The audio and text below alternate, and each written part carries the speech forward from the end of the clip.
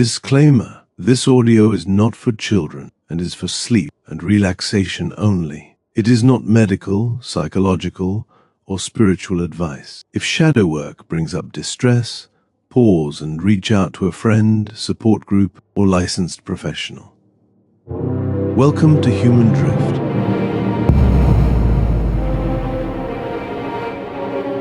Your weekly night sleep regulation channel, where we talk about the cracks in conversations others miss. Tonight, we talk about Carl Gustav Jung. Settle into your pillow now. Let your shoulders drop. This is a long journey tonight.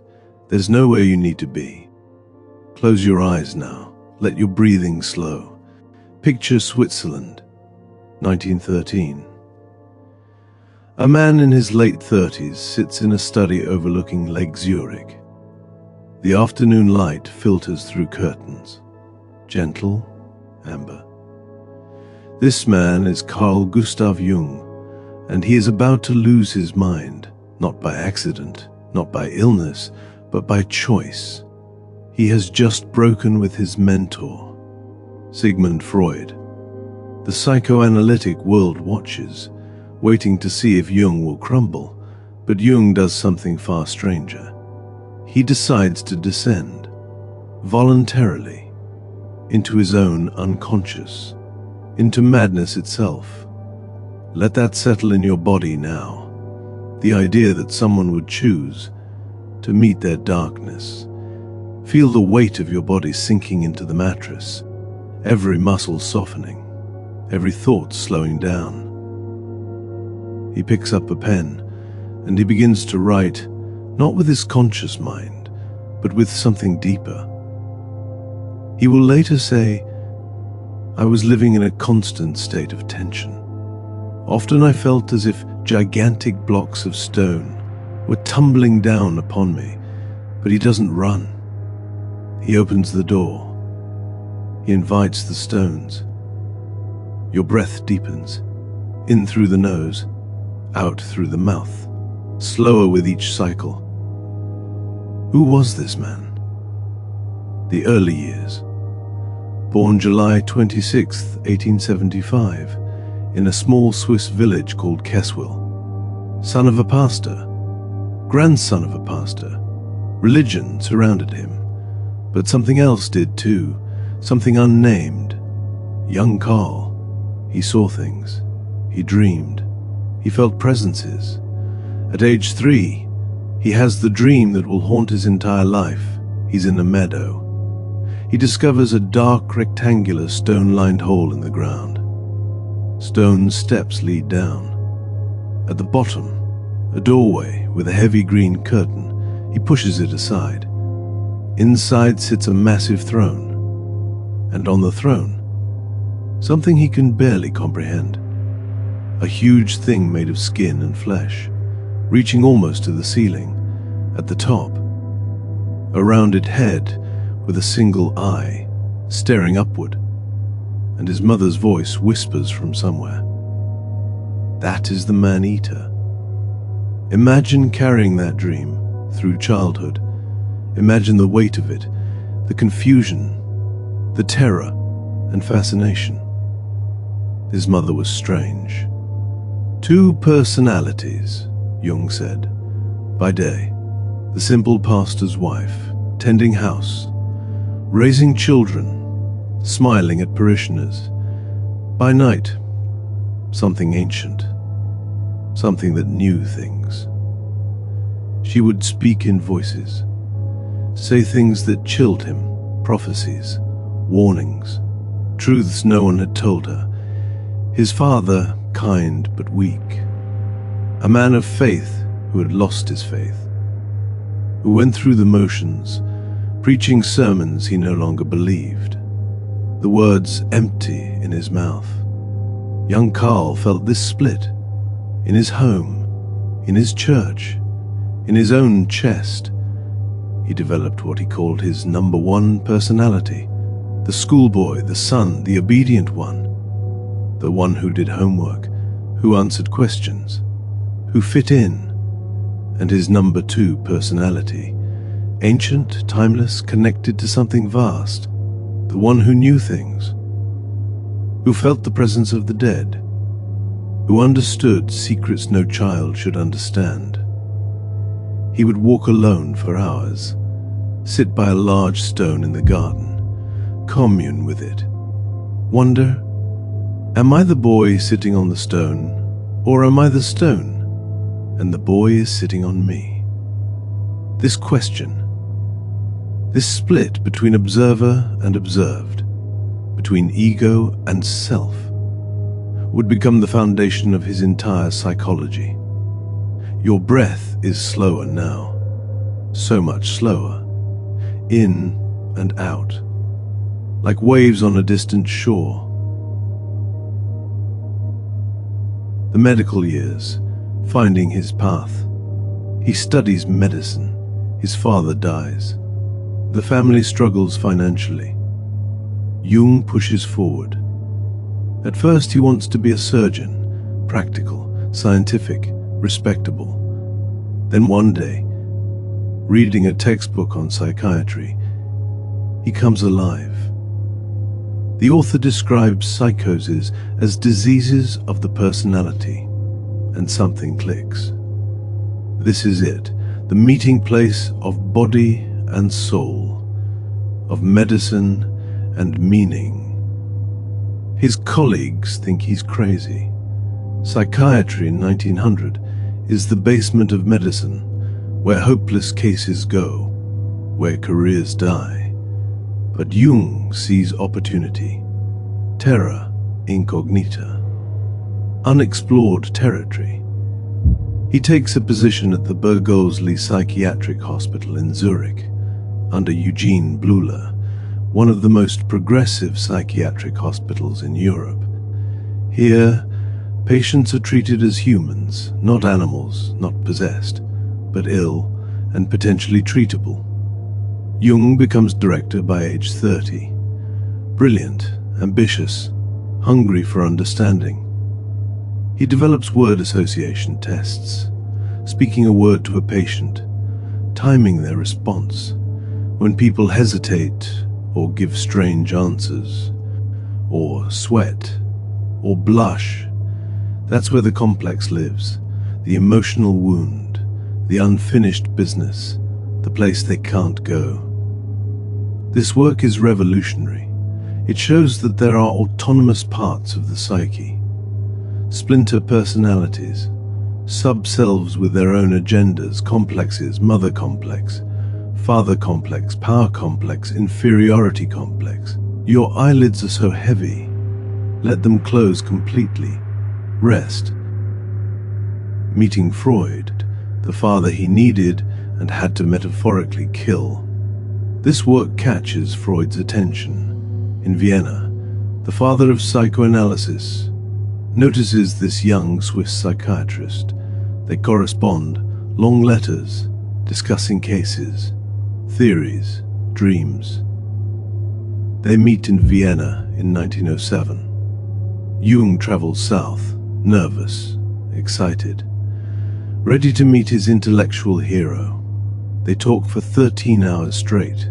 No break, no food, just ideas flowing like water. Freud sees in Jung his heir, his crown prince, the non-Jew who can take psychoanalysis to the Christian world, the brilliant mind who will carry this work forward. For 6 years they are collaborators, almost father and son. They travel to America together, analyze each other's dreams, build a movement, plan journals, organize conferences, but there are cracks from the beginning. Hairline fractures. That will become chasms. Jung cannot accept Freud's reduction of everything to sex, to libido, to childhood trauma alone, to the personal unconscious. Jung sees something larger, deeper, older, collective. He sees patterns in his patients' dreams that they could not have learned. Symbols from myths they'd never read. Images from cultures they'd never studied. A woman dreams of a sunwheel, and she's never seen one.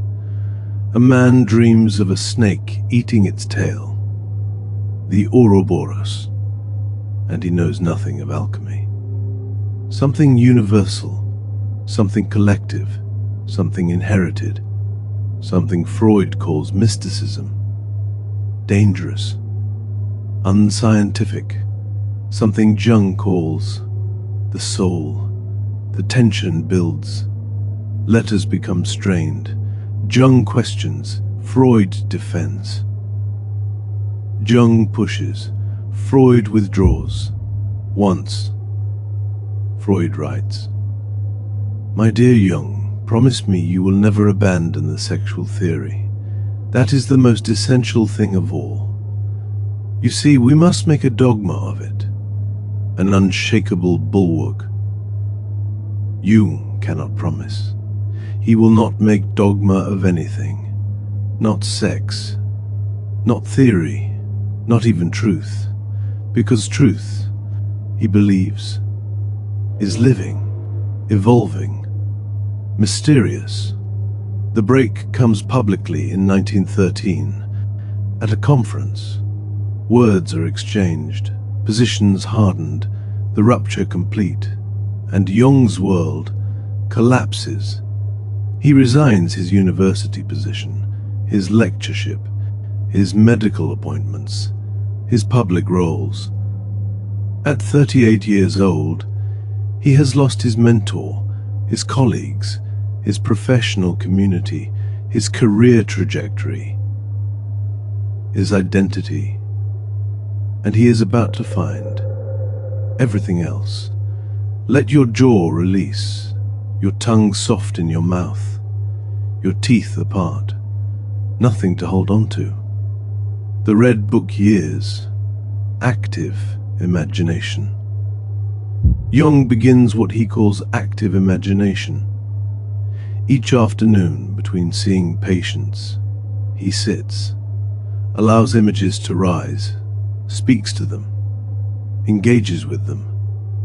This is not meditation, not relaxation, not spacing out. It's more like controlled descent into a waking dream. He lets his conscious mind step aside, but doesn't fall asleep. He stays present, as witness, as participant, as both observer and actor. Images rise from somewhere deep, unbidden, autonomous, with their own will. First, he sees an old man, ancient, with a white beard, biblical, Elijah, the prophet, and beside Elijah stands a woman, young, blind, beautiful and terrifying, Salome, the one who danced for Herod's head, and between them, coiled, watching, a black serpent. Jung speaks to them, out loud, in his study, having actual conversations with figures from his own mind. He asks questions. They answer, not in his voice, not with his thoughts. They challenge him, surprise him, teach him. These are not hallucinations. Jung knows he is dreaming while awake. He's lucid, present. And yet, these figures have autonomy. He writes everything down, every word, every image, hundreds of pages, black journals first, rough notes, raw transcriptions. One day, Elijah transforms, shifts, becomes someone else. Philemon, a winged being with kingfisher colors and bull's horns, an ancient Gnostic figure, part man, part bird, part deity, a wise old man from beyond time. Philemon becomes Jung's teacher, his inner guru. Jung walks in his garden, having real conversations with this figure, takes notes, learns. Philemon tells him things Jung doesn't know, couldn't know, philosophies Jung disagrees with, ideas that contradict his conscious beliefs. And Jung realizes something shocking, revolutionary, dangerous. Thoughts come into his mind that are not his own. The psyche, Jung understands, is not contained by the skull. Consciousness is not personal property. There are voices, intelligences, autonomous forces beyond the ego. The ego is not the center. It's one voice among many, a committee member, not the chair. He meets other figures. The red one, a devil figure, challenging, mocking, forcing Jung to question everything he thinks he knows. He meets Ka, the Egyptian bird soul, showing him that something survives, beyond ego death, beyond the body, beyond personality. He meets Abraxas, the god who swallows good and evil in one mouthful, the deity beyond morality, teaching Jung that wholeness is not purity, that the self contains everything, light and shadow, Christ and Satan, all of it. Your eyelids are sealed now, made of lead. Let them stay closed. Let these images move through your mind like clouds. He meets Siegfried, the Germanic hero, blonde, strong, riding in a chariot. And Jung, in his vision, must kill him, must shoot Siegfried dead. This is the death of the hero ego, the Nietzschean Superman, the part that wants to conquer, to master, to dominate. Jung weeps after this vision, for days, devastated, until he understands what had to die was his own inflation, his own heroic identification, his own will to power. For 6 years, 1913 to 1919, he fills enormous leather-bound books. First the drafts, then the masterpiece, calligraphy in Gothic script, paintings in medieval illumination style, mandalas in brilliant color, gold leaf, every page a work of art. He calls it Liber Novus, the new book, his own gospel, not from God to man, but from the unconscious to consciousness, from the depths to the surface, from darkness to light. Later the world will call it the Red Book. After its scarlet leather binding, it will not be published until 2009, 48 years after his death, 16 years after his body was buried. His family kept it locked away in a vault, too personal, too raw, too dangerous, too likely to be misunderstood. When it finally emerged, when publishers finally opened it, scholars wept, artists gasped, Jungian analysts around the world stood in line to see it. The world saw what it costs to go that deep, to meet the gods, to die and be reborn, to sacrifice sanity for truth. Breathe that in. The courage it takes to go that deep and not know if you'll return, to risk everything for knowledge, for wholeness, for the soul. Jung himself said later, "The years when I was pursuing my inner images were the most important in my life. In them, everything essential was decided. Everything else was to be derived from this 6 years in the underworld, to find the treasure, to retrieve the gold, to become who he was meant to be, the shadow, what we refuse to see." This is where Jung's work gets uncomfortable and useful and necessary. The shadow, his most famous concept, the one that changed psychology, changed spirituality, changed how we understand the human soul. The shadow is everything you've edited out of your autobiography, every quality you decided wasn't acceptable, every impulse you swallowed, every desire you buried.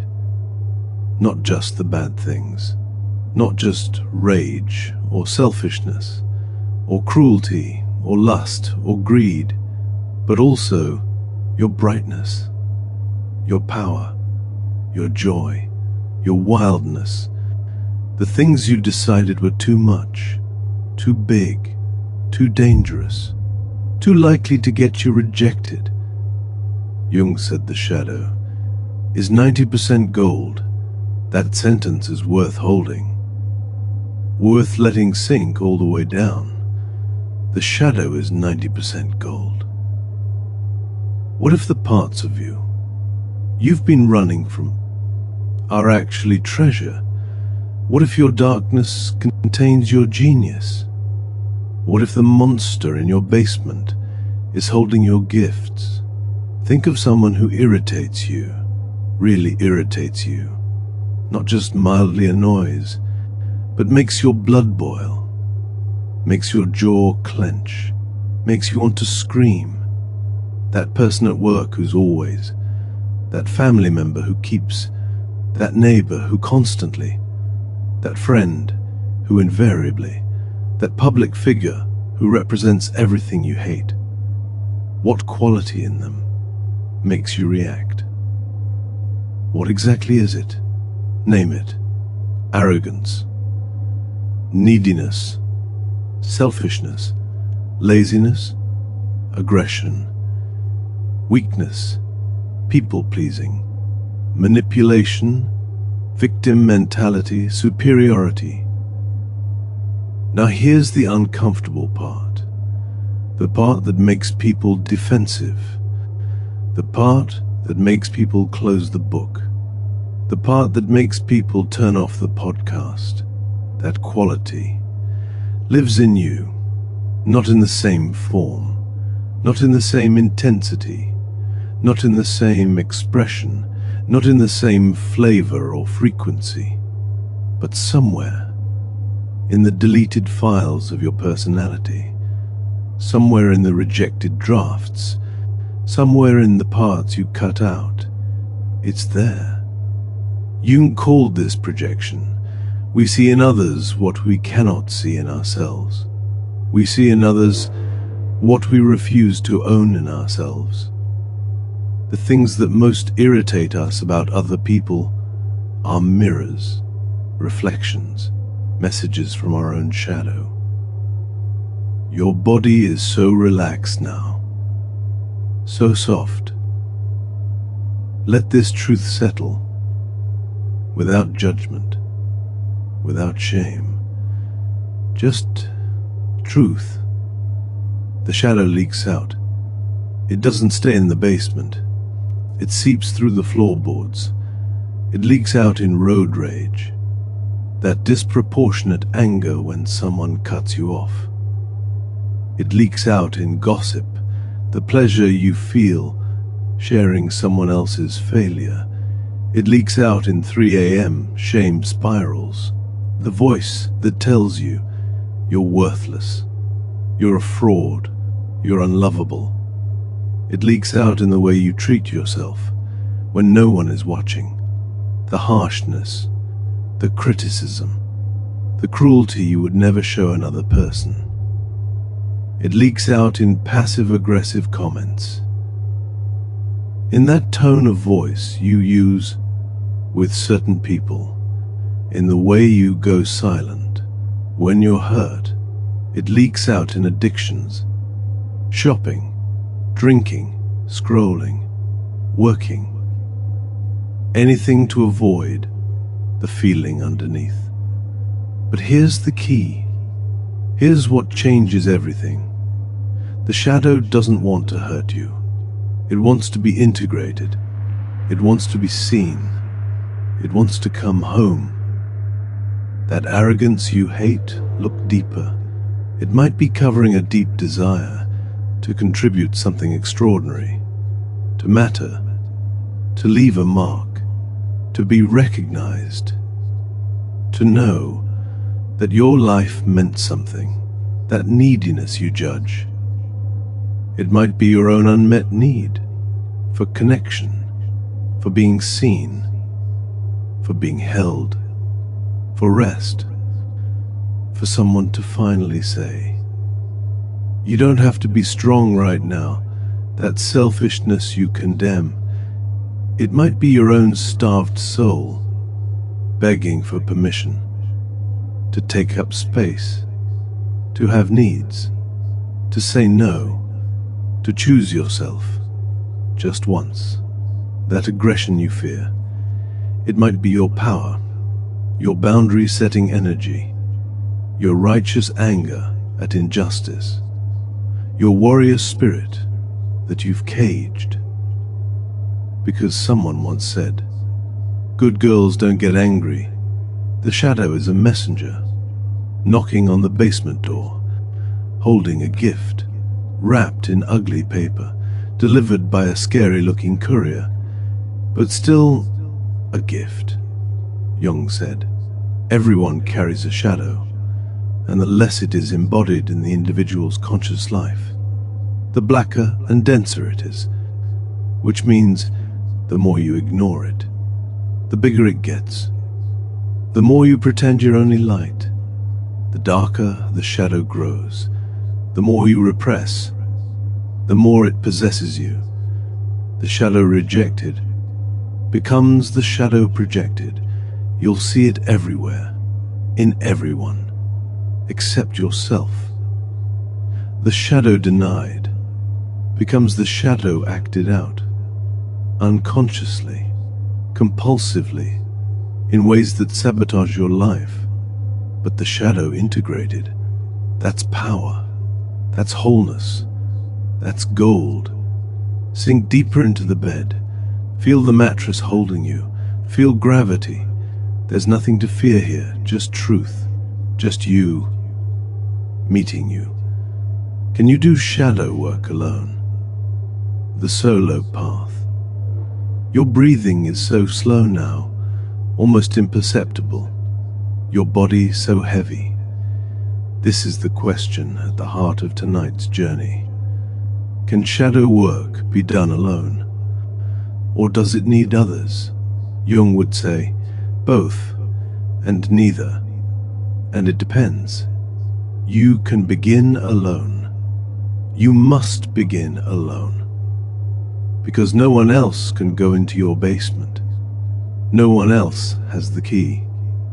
No one else lives in your house. The first steps are solitary, sacred, private. Start simple. Keep a trigger journal. Every day, write down 3 things that irritated you. Not why they irritated you, not justifications. Just, this triggered me. After a week, look for patterns.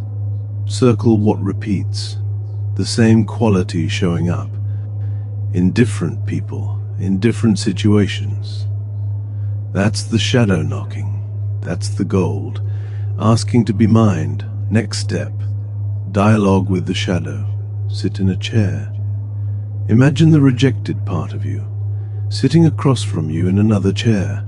The arrogant one, the needy one, the selfish one, the rageful one. Whatever quality you judge most harshly, give it a voice. Let it speak for 2 minutes. Set a timer. Don't censor. Write down everything it says. I am the part of you who, you'll be shocked at what comes out. Truths you've never admitted.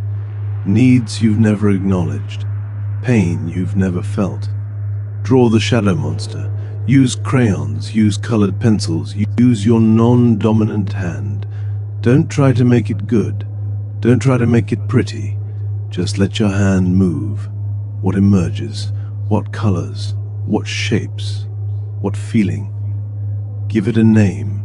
Ask it what gift it carries. Ask what it's been trying to protect you from. Ask what it needs. These practices are solo, sacred. Between you and you. You can do active imagination, like Jung did. Sit quietly, close your eyes. Let the conscious mind soften. Ask what wants to be seen. An image will come. A figure, a symbol, a color, a feeling. Don't judge it. Don't analyze it. Speak to it. Who are you? What do you want? What are you here to teach me? And listen. Actually listen. The answer won't come in your usual voice. It'll surprise you. Write it down immediately. The conscious mind will try to edit, to rationalize, to make it sensible. Don't let it. Write it raw. You can work with your dreams. Keep a journal by the bed. Write immediately upon waking. Before coffee. Before phone. Before the day erases the night, even fragments, even just feelings. Even if it makes no sense, notice repeating symbols: water, houses, strangers, animals, basements, attics, roads, bridges, doors. These are the language of the unconscious. Your shadow speaks in symbols, not words, not logic, images. Track them. Over weeks, over months, patterns will emerge. The same dog showing up, the same empty room, the same faceless figure. That's your shadow trying to introduce itself. All of this you can do alone. In fact, you must. This is your work, your initiation, your descent, Jung said. Your vision will become clear only when you look into your own heart. Who looks outside dreams, who looks inside awakes. Let those words wash over you.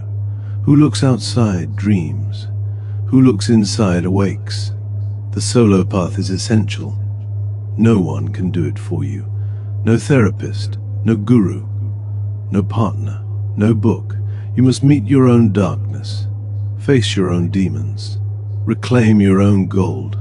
Your breath is like silk, barely there, almost transparent. Why others are essential, the relational mirror. But here's where others become essential, where the solo path meets the relational path. Because we cannot see our own blind spots, cannot see our own shadow clearly without mirrors. You know how you can see a smudge on someone else's glasses, but not your own? You can see the spinach in their teeth, but not yours. The shadow is like that, but deeper, more unconscious, more defended. Other people are your mirrors, whether you like it or not, whether you asked for it or not. Your partner, if you're brave enough to listen, will show you your shadow. Every argument, every fight, every moment of you always or you never is a mirror. When they say, "You never listened to me," they might be wrong about the details, wrong about the frequency, wrong about the severity, but they're seeing something, some way you dismiss, some way you tune out, some way your mind wanders when they're vulnerable. Some shadow of not listening that you can't see in yourself. When they say, "You're so controlling," you might protest. "I'm just trying to help. I'm just trying to make things better. I'm just being efficient." But help can be control in disguise. Efficiency can be anxiety in disguise. Making things better can be inability to tolerate uncertainty, the shadow of anxiety, trying to manage everything so nothing hurts, so nothing fails, so nothing is out of control.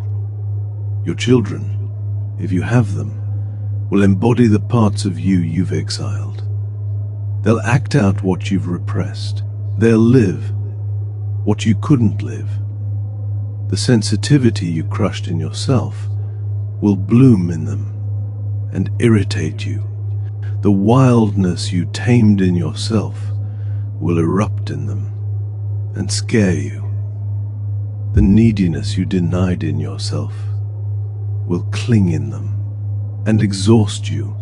The anger you swallowed in yourself will explode in them and shame you. Jung said children live out the UNL. Jung said children live out the unlived lives of their parents. They carry the shadow you wouldn't carry. They express the truth you wouldn't speak. This is why parenting is shadow work, why it triggers you so deeply, why it brings up everything you thought you'd resolved. Because your children are mirrors, relentless, unforgiving, perfectly accurate. Your colleagues, your boss, your employees will show you your shadow at work, the parts of you that compete, that need approval, that fear failure, that crave recognition, that can't delegate, that can't receive help. Every friction point is information. Every personality clash is a map showing you where your shadow lives. But here's what makes this work relational, what makes it require others. You need someone to hear your confession, to witness your darkness and not turn away. You need someone to say, I see that in you, and I'm still here. That's what a good therapist does, a skilled analyst, a trained guide. They sit with you in your shadow. They don't flinch, they don't rescue, they don't fix, they just stay present while you meet what you've been running from. That's what a true friend does. When you finally admit, I was jealous of you, I resented your success, I wanted what you had, and they don't shame you, don't punish you, they just nod. I know. I felt it, that honesty, that vulnerability, that owning of shadow deepens the friendship, makes it real, makes it sacred. That's what a conscious partnership does. When you can say, you're right, I do that. I dismiss you sometimes. I get defensive when you're vulnerable. I shut down instead of staying open, and your partner softens because you're not defending anymore, not justifying, not making them wrong. You're just seeing it, owning it, meeting your shadow together. This is why Jung emphasized the importance of relationship, why he said the meeting of two personalities is like the contact of two chemical substances. If there is any reaction, both are transformed. We need the friction, the reaction, the heat. We need to be called out, challenged, reflected back. We need someone to say, that's not true, that's not what happened. This is what I experienced, even when it hurts, especially when it hurts.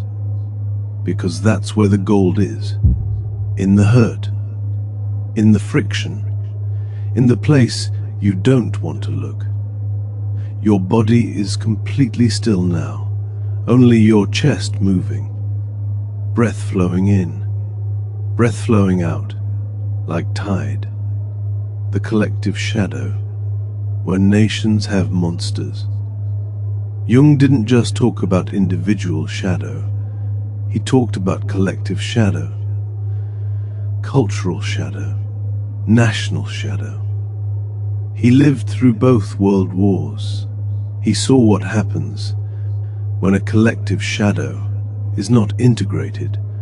Germany in the 1930s, a nation humiliated, economically destroyed, psychologically wounded, identity shattered, and into that wound came projection, came scapegoating, came the need to find someone to blame, the Jews, the other, the shadow carrier, the one who holds what we cannot hold in ourselves.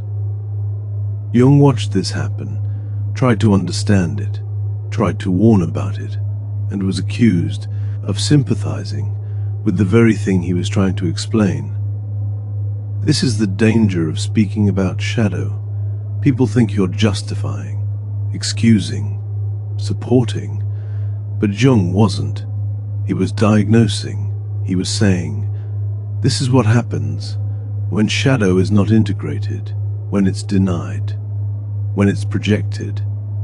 It doesn't disappear. It erupts as violence, as genocide, as war. Every nation has a shadow.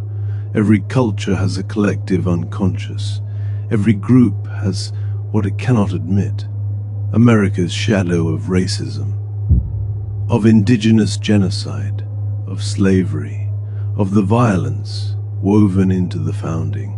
Britain's shadow of empire, of colonization, of taking, of exploiting, of the wealth built on others' suffering. Japan's shadow of wartime atrocities, Russia's shadow of authoritarianism, China's shadow of control. Every nation, every people has a shadow, and when we don't look at it, when we don't own it, when we don't integrate it, it possesses us, it acts through us, it becomes us. We repeat the patterns, we reenact the trauma, we become what we swore we'd never be. The only way out is through. The only way to heal is to see, to acknowledge, to grieve, to take responsibility, not to wallow in guilt, not to flagellate, not to stay stuck in shame, but to witness, to remember, to say, this happened, this was done, this is part of our history, this is part of who we are, and then to choose differently, to integrate the lesson, to reclaim the gold, because every shadow, even collective shadow, contains gold. America's shadow of violence contains the gold of fierce independence, of standing against tyranny, of courage. Britain's shadow of empire contains the gold of ambition, of vision, of building, of creating systems that endure. The shadow and the gold are the same energy, just one integrated, one projected, one conscious, one unconscious, one owned, one denied. Your jaw is slack, your face smooth, no tension anywhere, just presence, just being, anima and animus, the inner other. Jung discovered something else in his descent, something that challenged everything he thought he knew about gender, about masculinity and femininity, about the soul. He discovered that within every man lives a woman, and within every woman lives a man, not physically, not literally, but psychically, archetypally, in the realm of soul. He called the feminine in men the anima. From the Latin for soul, he called the masculine in women the animus. From the Latin for spirit, this was radical, controversial, dangerous even. Jung met his anima in those visions, the blind Salome, the mysterious woman who appeared again and again, in different forms, sometimes seductive, sometimes wise, sometimes terrifying, sometimes nurturing. She was the part of him he'd been taught to reject, the feeling function, the receptivity, the vulnerability, the capacity to be moved, to be touched, to be penetrated by life. As a man in the early 1900s, in Switzerland, With the pastor father, Jung had learned to be rational, controlled, intellectual, strong. But his anima showed him his soul, showed him that feeling is not weakness, that receptivity is not passivity, that being moved is how we grow. For women, the animus works differently. It's the inner masculine, the part that knows, that decides, that acts, that has opinions, that takes up space, that says no. Women in Jung's time, and still today, are taught to be accommodating, pleasing, soft, agreeable, uncertain. The animus is the part that has certainty, conviction, authority, direction. A woman who integrates her animus can speak her truth, can lead, can decide, can cut through confusion with clarity. But an unintegrated animus becomes critical, harsh, judgmental.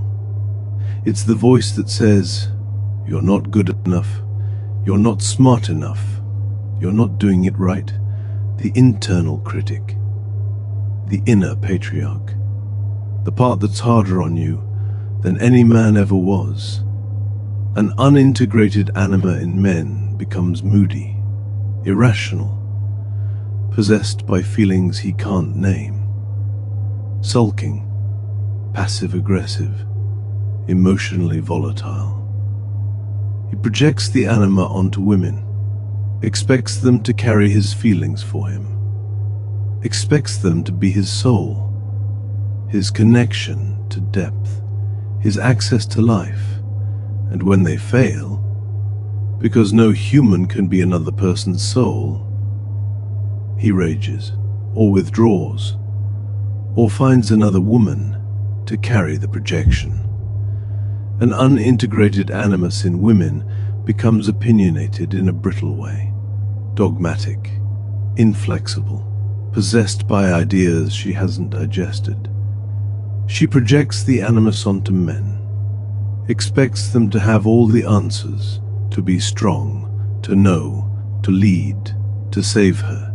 And when they fail, because no human can be another person's spirit, she criticizes, or controls, or finds another man to carry the projection. But integration, that's when the magic happens. A man who integrates his anima can feel deeply, can be vulnerable, can be with uncertainty, can access his intuition, can be moved by beauty, can cry, can connect, can love without needing to fix.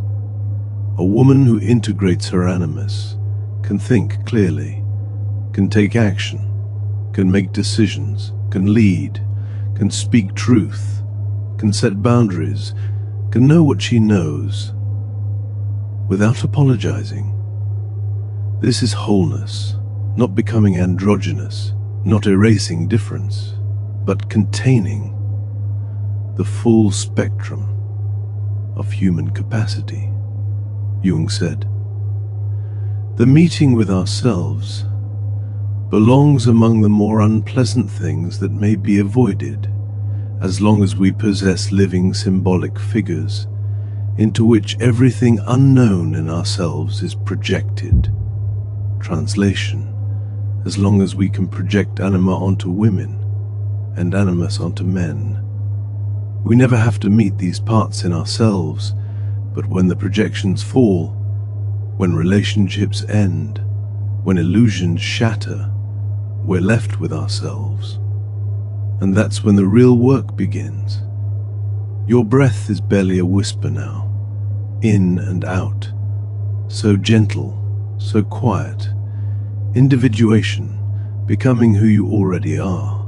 This is Jung's ultimate goal, the purpose of all the work, all the shadow integration, all the anima and animus work, all the descent, individuation, becoming an individual, becoming yourself, becoming who you already are, not who your parents wanted you to be, not who society says you should be, not who your partner needs you to be, not who your ego thinks you are, but who you actually are, at the deepest level, at the soul level, at the self level. Jung distinguished between ego and self, capital S self, the totality, the whole psyche, conscious and unconscious, light and shadow, personal and collective, human and divine. The ego is the conscious I, the part that says I think and I want and I am, the center of consciousness, but not the center of the psyche. The self is the center, the organizing principle, the axis around which everything revolves, the source, the goal, the alpha and omega. Individuation is the process of bringing the ego into right relationship with the self, of the ego learning to serve something larger, of the small self meeting the big self. This is a lifelong process, never complete, always unfolding. Jung said individuation usually begins around midlife, when the hero's journey is over, when you've climbed the mountain, achieved the goals, built the life, and you ask, is this all there is? That question is the beginning, the crack in the persona, the moment when the unlived life starts knocking. Individuation requires dismantling. The old identities have to die, the roles have to be questioned, the persona has to crack. The successful businessman has to ask, who am I without my title? The devoted mother has to ask, who am I when the children leave? The good daughter has to ask, who am I if I disappoint them? The strong man has to ask, who am I if I'm vulnerable? The perfect woman has to ask, who am I if I'm messy? These questions terrify the ego, because the ego thinks it will die, and it's not wrong. The ego you've been does die, but something larger is born, something more real, something more whole. Individuation is not comfortable. It's not blissful. It's not transcendent escape. It's more like composting, breaking down, dying into soil, so something new can grow. It requires solitude, long periods of withdrawal, time in the wilderness, time in the cave, time with your own darkness. It requires ruthless honesty about who you've been, about what you've done, about what you've avoided. It requires grief for the life you didn't live, for the person you didn't become, for the time you wasted, for the love you rejected. It requires rage at the lies you were told, at the systems that failed you, at the ways you betrayed yourself. It requires humility, to admit you don't know, to accept help, to follow what you don't understand, to trust the process. Jung said the self often appears in dreams as a mandala, a circle, a square, a quaternary, a pattern of four directions, 4 elements, 4 functions of consciousness: thinking, feeling, sensation, intuition. Wholeness is containing all 4, not just the functions you prefer, not just the easy ones, but all of them. The thinker must learn to feel. The feeler must learn to think. The intuitive must learn to sense. The sensor must learn to intuit. This is the work, developing the inferior function, the one you've neglected, the one that feels awkward, the one that embarrasses you, because that's where the next stage of growth lives.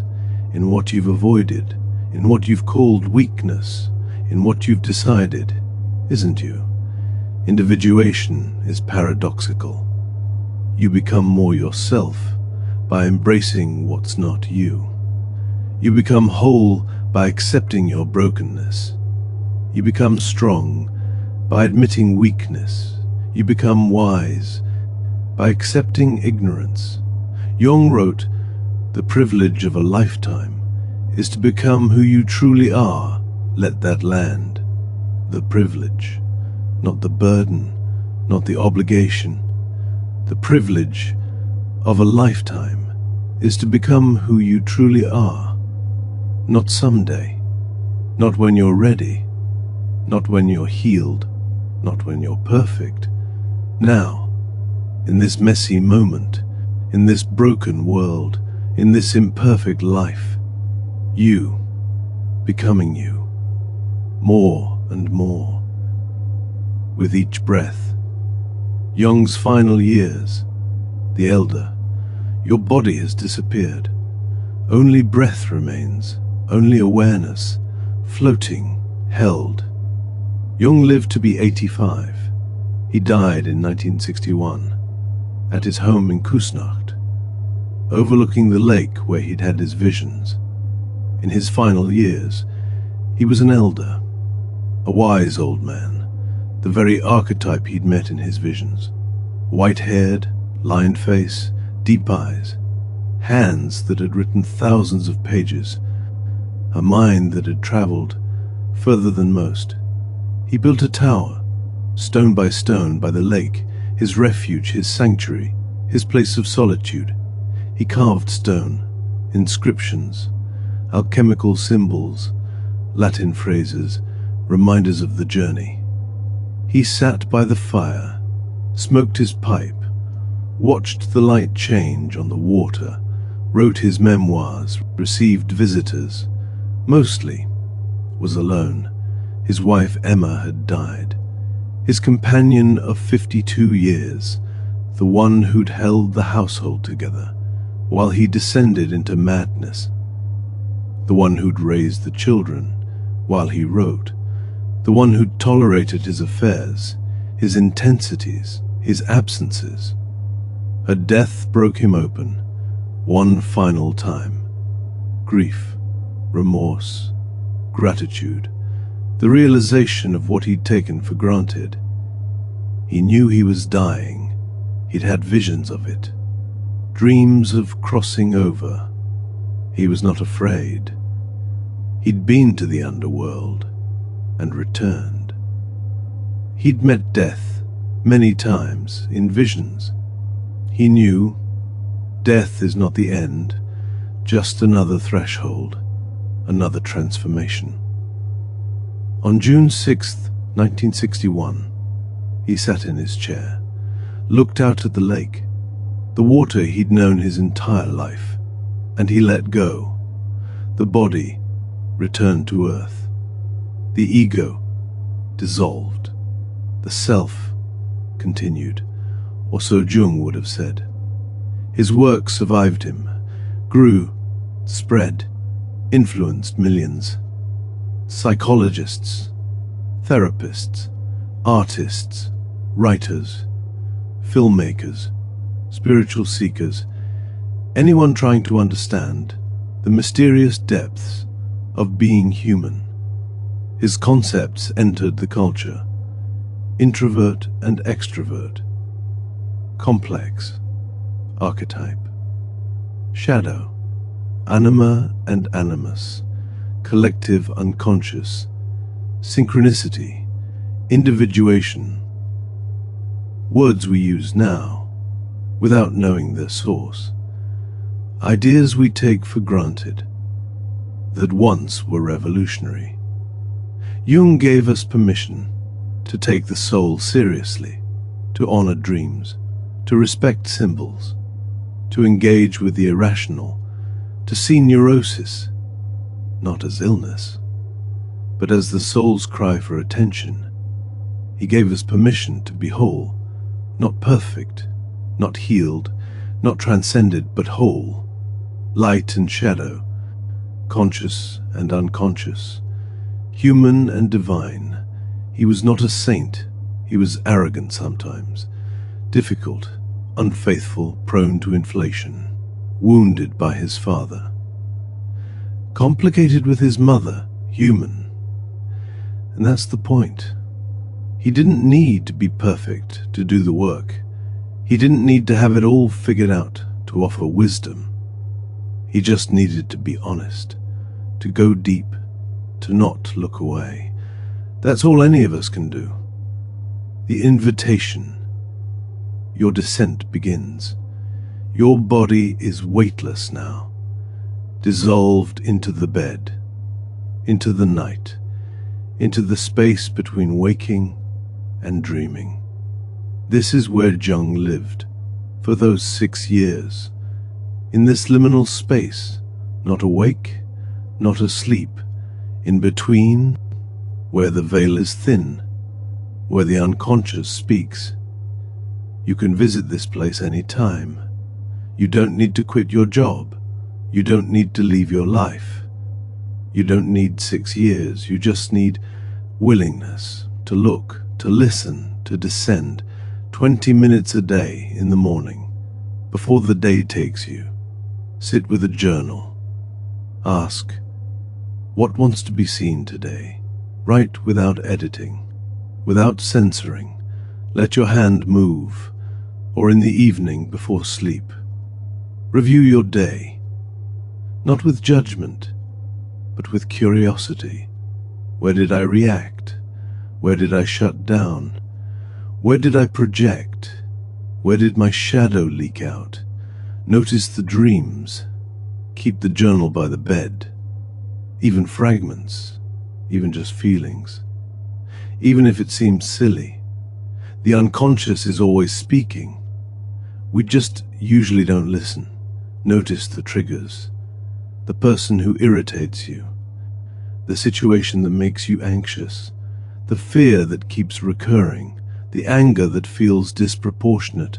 That's your shadow knocking, saying, look here.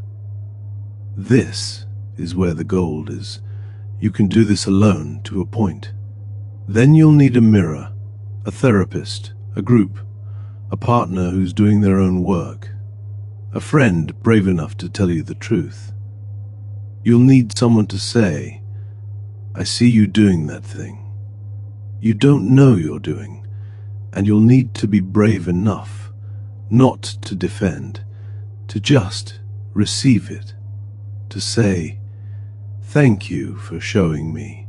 This is the work, not glamorous, not comfortable, not what anyone wants to do on a Friday night, but necessary, essential, sacred, because your unlived life is calling. Your shadow wants to come home. Your wholeness is waiting. Jung's invitation, across a century, across death, across the veil, is simple. Descend, go down, meet what you've been avoiding, face what you've been running from, reclaim what you've exiled. The treasure is in the cave you fear to enter. The gold is in the shadow you refuse to see. The life you want is on the other side of the descent. Not around it, not over it, through it. Closing, time to sleep and dream. Your breath is so slow now, almost imperceptible. The boundary between sleeping and waking, dissolving. Let yourself drift. Let your mind wander into images, into symbols, into the language of the unconscious. Jung is there, in the collective unconscious, an elder now, a wise old man, part of the archetypal realm, available to anyone who descends. Philemon is there, wings spread, bull horns gleaming, ready to teach if you're ready to listen. Your shadow is there, waiting, patient, holding your gold, hoping you'll finally turn around and see. Tonight as you sleep, your unconscious will work. It will process. It will integrate. It will speak to you. In dreams, you won't remember most of them. That's okay. The work happens, whether you remember or not. But if you do remember, write it down. That's your soul, trying to reach you, trying to show you what you need to see. Trust the process. Trust the descent. Trust the darkness. Trust that something is guiding you, even